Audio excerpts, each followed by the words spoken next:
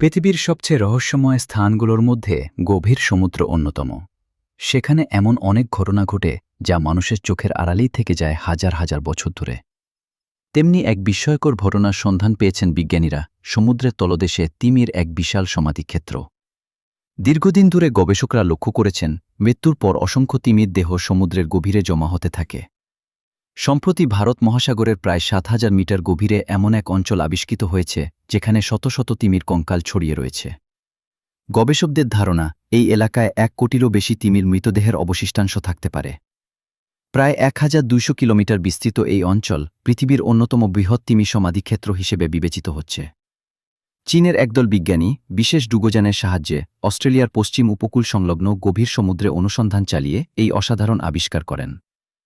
তারা দেখতে পান সমুদ্রের অন্ধকার তলদেশে ছড়িয়ে থাকা তিমির কঙ্কালগুলো শুধু মৃতদেহে নয়, বরং নতুন জীবনের উৎসে পরিণত হয়েছে। একটি তিমি মারা যাওয়ার পর তার বিশাল দেহে বছরের পর বছর ধরে অসংখ্য সামুদ্রিক প্রাণীর খাদ্য ও আশ্রয় হিসেবে কাজ করে।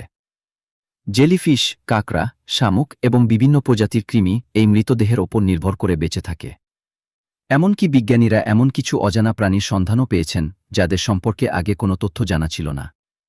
গবেষকদের মতে বহু লক্ষ বছর ধরে এই অঞ্চল তিমিদের খাদ্য অনুসন্ধানের গুরুত্বপূর্ণ স্থান ছিল। সমুদ্রতলের আকৃতির গভীর খাদ মৃতদেহগুলোকে স্বাভাবিকভাবে একটি নির্দিষ্ট এলাকায় জমা হতে সাহায্য করেছে। ফলে ধীরে ধীরে সেখানে গড়ে উঠেছে বিশাল এই সমাধিক্ষেত্র। আরও আশ্চর্যের বিষয় হল, বিজ্ঞানীরা এখানে এমন এক প্রজাতির তিমির কঙ্কাল খুঁজে পেয়েছেন যা বহু আগেই পৃথিবী থেকে বিলুপ্ত হয়ে গেছে। ফলে এই আবিষ্কার শুধু সামুদ্রিক জীববিজ্ঞান নয়, পৃথিবীর অতীত ইতিহাস জানা